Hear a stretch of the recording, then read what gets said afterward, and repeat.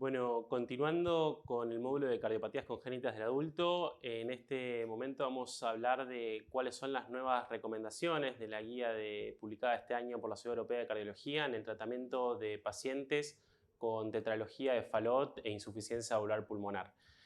Vamos a contar con una disertación a cargo de la doctora Mónica Benjamín, que es cardióloga de adultos y cardióloga infantil, especialista en electrofisiología, y luego de la presentación con los comentarios del doctor Mariano Camporrotondo, cirujano staff del instituto y también miembro de la clínica de cardiopatías congénitas del adulto. Así que, bueno, Mónica, muchas gracias y te escuchamos. Bueno, ante todo, muchas gracias por la invitación al comité científico. Vamos a empezar hablando de la tetralogía de Fallot. Para recordar un poco la anatomía, sabemos que estos pacientes presentan estenosis pulmonar, la cual puede ser infundibular, valvular, del tracto de salida del BD e inclusive afectar las ramas pulmonares. Esto genera una hipertrofia del ventrículo derecho.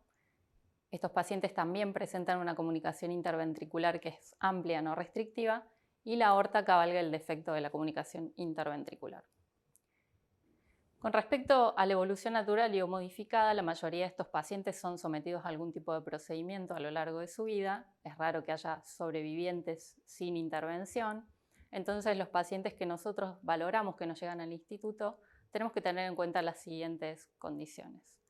¿Hay o no insuficiencia valvular pulmonar? Si hay obstrucción residual del tracto de salida del ventrículo derecho, si hay CIB residual, si hay complicaciones aórticas, si hay disfunción ventricular tanto del ventrículo derecho como el izquierdo por interacción entre ambos, la presencia de arritmias supraventriculares y ventriculares y, por último, endocarditis.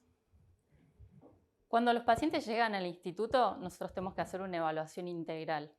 ¿Esto en qué consta? En evaluar parámetros hemodinámicos a través de estudios de imágenes, tanto como el ecocardiograma, la resonancia cardíaca y la tomografía. Con respecto a los trastornos del ritmo, evaluamos a los pacientes con electrocardiograma y Holter.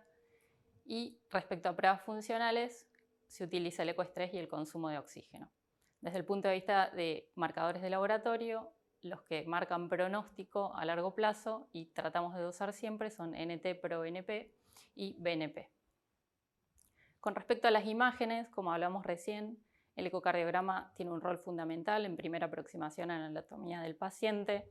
Acá podemos ver el reflujo libre con insuficiencia valvular pulmonar severa en un ecocardiograma. En la otra imagen podemos ver tanto en sístole como en diástole el tracto de salida del ventrículo derecho. Si en un paciente que tiene una ampliación con un parche transanular vemos la dilatación. Con respecto a las arritmias, estos pacientes en general presentan electrocardiogramas donde tenemos que tener en cuenta ciertos parámetros como es la presencia del ritmo sinusal, como vemos en este paciente, y una característica muy particular y que debemos seguir de cerca es la presencia de bloqueo de rama derecha y la duración del QRS, que tiene un factor pronóstico en la evolución de estos pacientes. En este paciente el QRS tiene una duración de 180 milisegundos, que es un marcador pronóstico de ciertas variables con respecto al ritmo cardíaco y nos habla también de la disfunción ventricular derecha. Algo que está muy presente en estos pacientes son las taquicardias supraventriculares, no solo las ventriculares, y las supraventriculares también tienen relevancia desde el punto de vista de la muerte súbita, ya que pueden presentar este tipo de ritmos que son conocidos como taquicardias por reentradas intraauriculares. Son circuitos macroreentrantes que giran en torno de las cicatrices o obstrucciones anatómicas o impuestas por parches y material protésico. Y este tipo de arritmias, si tienen una conducción rápida AB1A1, pueden generar rápido deterioro hemodinámico y muerte súbita. Estos mismos pacientes, de hecho este es un mismo paciente que tiene todas estas trastornos del ritmo, acá podemos ver extrasístoles ventriculares en una tira de Holter de 3 canales y luego con la misma morfología un extrasístole como inicia una corrida de taquicardia ventricular monomorfa. Lo que nos convoca hoy es hablar de cuándo le vamos a dar competencia valvular pulmonar a nuestro paciente que viene con tetralogía de Fallot y que hemos detectado que tiene insuficiencia valvular pulmonar. Entonces las guías nos vienen a hablar un poco de qué parámetros vamos a tomar para recomendar una terapéutica u otra. Con respecto a las recomendaciones del reemplazo valvular en pacientes sintomáticos, ambas clase 1 y nivel de evidencia C, está indicado cuando la insuficiencia pulmonar es severa y o hay obstrucción al tracto de salida del ventrículo derecho, que sea al menos moderada. Cuando el tracto de salida del ventrículo derecho no es nativo, la intervención percutánea debe ser considerada de preferencia si es factible desde el punto de vista anatómico. Esto es una novedad de la cual después vamos a preguntarle al doctor Spaletra, pero por primera vez las recomendaciones de este grupo de expertos ponen en esta categoría de recomendación al reemplazo valvular percutáneo, con lo cual nos parece que es algo que debemos considerar. Y después, con respecto a las indicaciones clase 2A, tenemos en cuenta que aquellos pacientes asintomáticos con insuficiencia valvular pulmonar severa y obstrucción al tracto de salida deben intervenirse cuando está presente alguno de los siguientes: una disminución de la capacidad del ejercicio, una dilatación progresiva del ventrículo derecho, midiéndolo en resonancia con un volumen de fin de sístole mayor o igual a 80 mililitros por metro cuadrado, o un volumen de fin de diástole mayor o igual a 160 mililitros por metro cuadrado. O cuando hay una progresión de la insuficiencia tricúspide de cuantía al menos moderada. Cuando también está presente la disfunción sistólica progresiva del ventrículo derecho, cuando hay una obstrucción del tracto de salida del ventrículo derecho con una presión sistólica del ventrículo derecho de al menos 80 milímetros de mercurio. Y en estos pacientes que van a ser candidatos para el reemplazo valvular por vía quirúrgica, debe considerarse la corrección de otros defectos residuales, como por ejemplo el cierre de una CIB residual que haya quedado de cirugías anteriores, cuando hay presenta una sobrecarga significativa de volumen del ventrículo izquierdo, o si concomitantemente, como ya habíamos mencionado, este paciente va a cirugía, se aprovecha esa ocasión y se reparan las dos cosas. Acá podemos ver una prótesis pulmonar percutánea, y acá hay una imagen, y le vamos a pedir al doctor Spaletra que nos pueda explicar un poco de qué se trata esta terapéutica. Bien, gracias Mónica por el espacio. Simplemente mostrarles algunas imágenes de lo que es un reemplazo valvular pulmonar percutáneo, donde en la imagen de la izquierda ya está implantada la válvula. Ven dos stents sobre el tronco de la arteria pulmonar. El más largo es el que implantamos previamente al implante de la válvula, que permite darnos el soporte y la estructura para posteriormente montar la válvula dentro de ese stent, que también viene montada dentro de un segundo stent que le da más soporte y más estructura a esto, ¿sí? Y en este caso vemos como luego de implante, tanto en la imagen de la izquierda como la derecha, vemos que el paciente queda sin estenosis y sin insuficiencia pulmonar. Bueno, para seguir con respecto al abordaje electrofisiológico, ya que hablamos de que estos pacientes deben ser abordados desde varios puntos de vista y no solo evaluando el defecto puntual, porque por ahí nos llegan a la consulta para ver si son candidatos a reemplazo valvular pulmonar, tenemos que saber que la muerte súbita en estos pacientes, como mencionamos anteriormente, tiene un riesgo aumentado, por lo cual es muy importante poder estratificar el riesgo. Entonces, estas guías nos traen también como novedad o como aporte, dándole categoría a la realización previa al reemplazo valvular pulmonar de la realización del estudio electrofisiológico con mapeo electroanatómico, ¿sí? Pudiendo hacer una ablación y transección de los istmos anatómicos relacionados a los pacientes que tienen taquicardia ventricular y que son sintomáticos. También considerar la evaluación electrofisiológica, incluyendo la estimulación eléctrica ventricular programada para la estratificación de riesgo de muerte súbita en aquellos pacientes que tienen otros factores adicionales de riesgo, como la disfunción ventricular tanto del ventrículo derecho como del izquierdo, la taquicardia ventricular no sostenida sintomática, una duración del QRS mayor o igual a 180 milisegundos, y acá también menciona la presencia de cicatrices extensas en la imagen de resonancia magnética cardíaca. También con respecto al implante de cardiodefibrilador, tenemos que considerar a aquellos pacientes que nuevamente tienen estos múltiples factores de riesgo para muerte súbita, que incluyen nuevamente la disfunción ventricular izquierda, la presencia de TB no sostenida sintomática, las cicatrices extensas nuevamente en la resonancia magnética cardíaca, o aquellos pacientes que mediante el estudio previo al reemplazo valvular pulmonar pudimos inducir taquicardia ventricular en el estudio eléctrico de estimulación programada. Y también aquí empieza a darle un lugar a la ablación no solo percutánea, sino intraoperatoria, inclusive considerándolo como alternativa al implante de CDI, por lo menos como primera instancia, en aquellos pacientes que tengan una función biventricular preservada y que tanto en la ablación percutánea o intraoperatoria tengamos seguridad de hacer líneas transmurales, y cuando el procedimiento es percutáneo, haber aislado completamente el circuito y que no vuelva a inducirse la arritmia. O sea, los puntos finales son el bloqueo de conducción y la no inducibilidad nuevamente de la taquicardia ventricular. Los factores de riesgo establecidos para taquicardia ventricular y fibrilación ventricular en la tetralogía de Fallot están muy bien estudiados, los vamos a recordar. Es la presencia de una anastomosis sistémico pulmonar previa a la corrección, una reparación tardía, mayor o igual a 4 años de edad, la presencia de un QRS mayor o igual a 180 milisegundos, la historia de ventriculotomía, la presencia de taquicardia ventricular no sostenida y la presencia de la presión de fin de diástole del ventrículo izquierdo mayor o igual a 12 milímetros de mercurio. Aún así, la identificación de estos pacientes con riesgo de muerte súbita continúa siendo un gran desafío para todos los que nos dedicamos a trabajar con ellos. Con respecto al mapeo electroanatómico previo al reemplazo valvular pulmonar, ¿cuál es la idea o cuál es el objetivo de nuestro tratamiento? Es ablacionar todos aquellos circuitos que sean pasibles por vía percutánea. Marcar para nuestros cirujanos los istmos anatómicos en la taquicardia ventricular no sostenida para poder realizar en el mismo acto operatorio del reemplazo valvular pulmonar también un procedimiento de crioablación. Evaluar la indicación de CDI, identificar aquellos pacientes que están en riesgo de muerte súbita. También reconocer la relación, como hablamos en un primer momento, de la taquicardia por reentrada intraauricular y las arritmias, evaluando el beneficio del implante de marcapasos en estos pacientes. Acá tenemos unas imágenes de mapeo electroanatómico 3D con el sistema CARTO, donde podemos ver el ventrículo derecho, el plano valvular pulmonar y la arteria pulmonar. En esta zona vemos que es la zona de la ventriculotomía, donde hay una zona de potenciales fraccionados que originaba taquicardia ventricular en nuestra paciente y fueron ablacionados. Y también esto nos sirve porque en el caso de que uno no pueda abordar de vía percutánea a este paciente, uno marca, como decía anteriormente y se recalca en estas guías, el sitio para indicarle al cirujano los puntos críticos de un posible circuito que deben ser ablacionados con ablación intraoperatoria en el momento del reemplazo valvular pulmonar quirúrgico.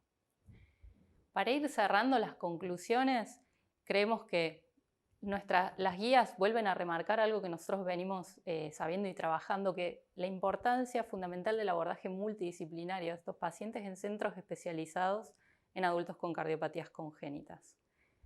La relevancia que le dan estas guías al tratamiento percutáneo en ausencia del tracto de salida ventricular derecho nativo para el reemplazo valvular pulmonar. El tratamiento quirúrgico en pacientes sintomáticos y asintomáticos, estableciendo tiempos y factores de riesgo y qué indicación tienen estos pacientes de ser reparados y en qué momento. El estudio y la ablación precoz como tratamiento de primera línea para las arritmias tanto supraventriculares como ventriculares, que como mencionamos anteriormente, ambas ponen en riesgo de muerte súbita a nuestros pacientes. Y por último, el tratamiento y la prevención de arritmias, teniendo como una gran opción la ablación intraoperatoria. Muchas gracias. Bueno, Mónica, muchas gracias por tu excelente presentación. Me gustaría incluir a Mariano en la discusión haciéndole una consulta sobre cuál es el lugar que él ve en la cirugía de estos pacientes y cuál sería el candidato ideal para cirugía. Bueno, digamos, el candidato ideal para cirugía, primero desde el punto de vista técnico, es si tiene cirugías previas, digamos, todos los pacientes tienen cirugías previas, pero si tiene alguna anormalidad en la caja torácica que puede ser contraindicar la cirugía, eso es un factor a tener en cuenta. Y después, como dice la guía, el tracto de salida nativo o no. Si es un paciente que en la infancia tiene un homoinjerto o tiene digamos, un tracto de salida anatómicamente complejo para la cirugía, ese puede ser un paciente candidato para el tratamiento percutáneo. Si es un paciente que no tiene factores de riesgo desde el punto de vista técnico, me parece que es ideal la cirugía como primer procedimiento, y después hay que hacer procedimientos concomitantes, la tricúspide, por ejemplo, si tiene insuficiencia tricuspidia o si tiene otra corrección que haya que hacer. Y como dijo Mónica, si tiene arritmias que haya que ablacionar en la cirugía. Me parece que esos son los factores que en el día a día tenemos en cuenta, ¿no? Y Mariano, ya que mencionaste, y es un poco el área que en este caso a mí me convoca y un poco con respecto a nuestra experiencia en el instituto, con respecto a la ablación intraoperatoria, ¿vos crees que es un procedimiento que es factible? ¿Crees que le suma mucho tiempo al tiempo de circulación extracorpórea? En tu experiencia, ¿qué nos puedes contar? Bueno, lo hemos hecho en algunos pacientes y la verdad que no fue muy bien, no le agrega mucho riesgo, bueno, no le agrega riesgo directamente y tampoco le agrega mucho tiempo de circulación extracorpórea porque encima como es del lado derecho en general no se puede hacer incluso sin clampear el corazón, o sea que el riesgo es casi cero, digamos, ¿no? Las veces que lo hicimos no tuvimos nunca ningún problema. Y eso es algo que vos nos enseñaste cuando empezamos, digamos, a tenerlo muy en cuenta y que cada vez fuimos más agresivos en el tratamiento de la arritmia, ¿no? Puedo decir que los resultados que estamos teniendo son muy buenos y estas guías, un poco el objetivo también es presentarlas para también demostrar de alguna manera que vamos por un buen camino de trabajo. Y ahora me gustaría también preguntarle a Pablo, así como vos le preguntaste a Mariano cuál es el paciente ideal para la cirugía, para vos, ¿cuál es el paciente ideal para el reemplazo valvular percutáneo? Bien, creo que por un lado el que recomiendan las guías, que son aquellos pacientes que no tienen tractos de salida nativos, ¿no? que tienen injertos, etc. Digamos, creo que esos son pacientes que se podrían beneficiar con el tratamiento percutáneo sin requerir de una nueva cirugía. Y por otro lado, son aquellos pacientes que tengan o no tracto de salida nativo, tengan un muy alto riesgo quirúrgico, ya sea por el número de cirugías previas que tengan, por la anatomía torácica, etc. Creo que en ese grupo de pacientes, como en realidad en todos los pacientes congénitos, es fundamental la discusión interdisciplinaria, como yo siempre digo, pelearnos un poco con el cirujano para ver cuál va a ser el mayor beneficio para nuestro paciente, y creo que en esos pacientes donde la cirugía tiene un riesgo muy alto, el tratamiento percutáneo tiene lugar.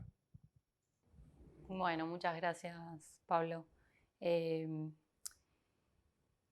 Mariano, a vos, respecto al seguimiento de estos pacientes, ¿qué crees que puede aportar en la experiencia que venimos llevando? Un poco lo que mencionaste recién, el tema de la ablación intraoperatoria. Insisto con esto porque no es una práctica habitual y hemos recibido la consulta de si esto, ¿cuánto tiempo vos crees que lleva o le agrega a la cirugía poder sumarle esta estrategia? Bueno, yo remarcar un poco lo que dijo Pablo y lo que dijiste vos, Mónica, de trabajar en equipo, ¿no? Eso nos enseñó a nosotros los cirujanos, que nos enseñaste vos como electrofisiólogo y al reunirnos que tenemos que ser agresivos con la arritmia. Primero en buscarla, por eso a todos los pacientes, ya desde un tiempo a esta parte, a todos los pacientes los estudiamos, los estudias vos antes del procedimiento para mapearlos y si hay que ablacionar algo, ablacionarlo, y si vos no lo podés ablacionar porque tiene, digamos, por los factores técnicos que vos dijiste, el parche, lo que sea, que decís, mira, hacelo por cirugía, nosotros lo hacemos intraoperatorio y no le agrega riesgo y le agregará 20 minutos más de cirugía, como mucho, media hora, no más de eso. Y la verdad que en la experiencia nuestra, los pacientes que llevamos intervenidos, no tuvimos ninguna complicación, cero. O sea que es fácilmente realizable.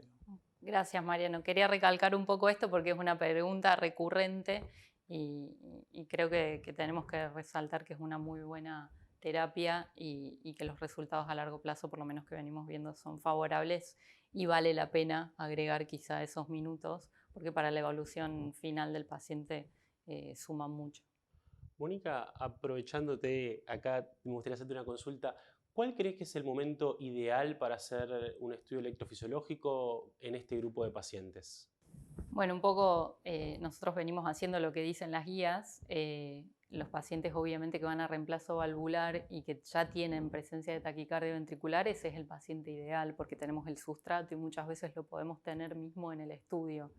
Si bien las estrategias son varias, porque gracias a los sistemas de navegación tridimensionales uno puede tener varias maneras de poder llegar a ubicar el sitio de la arritmia sin tenerla presente, siempre lo ideal es que esté ahí, porque justamente esto que hablaban de la no reinducibilidad, por ejemplo, si el paciente inicialmente no tiene arritmia o en la sala entra sin arritmia, nosotros hacemos el estudio y con eso ya estratificamos riesgo.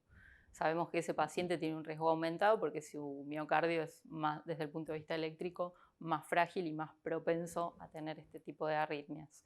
Así que yo creo que el paciente ideal es el que tiene, obviamente, como dicen las guías, la presencia de la arritmia documentada y que la podemos tener en la sala cuando estamos haciendo el procedimiento y si no, la podemos, si el paciente la tiene clínicamente y después cuando llega a la sala no, hay posibilidad de hacer el estudio de inducción.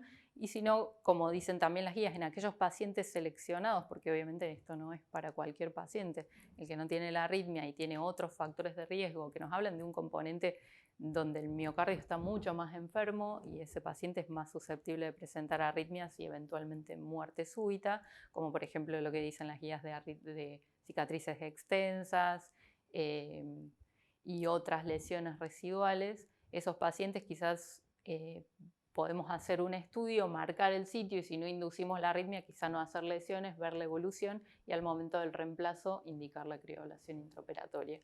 Pero la idea general es abordar estos pacientes, como hablábamos un poco en equipo, y poder saber que es muy importante hacer el estudio. Estratificar el riesgo de muerte súbita es fundamental porque sabemos que aunque reemplacemos la válvula pulmonar, ese corazón sigue estando enfermo y va a seguir generando arritmia, por más de que aliviemos esa sobrecarga de presión y de volumen. Entonces, no desconsiderar este aspecto y poder abordar la arritmia, ya sea mediante un estudio electrofisiológico y ablación, y indicar cardiodefibrilador en aquellos pacientes que lo necesitan. Buenísimo, muchísimas gracias por la presentación y una linda discusión. Así que bueno, agradecer a la doctora Benjamín por su presentación, al doctor Camporrotondo por sus comentarios y a modo de comentario final creo que es muy importante lo que los tres mencionábamos del trabajo interdisciplinario, de discutir qué es lo mejor para nuestro paciente en particular, siguiendo las recomendaciones y juntando la experiencia de todos. Así que muchas gracias.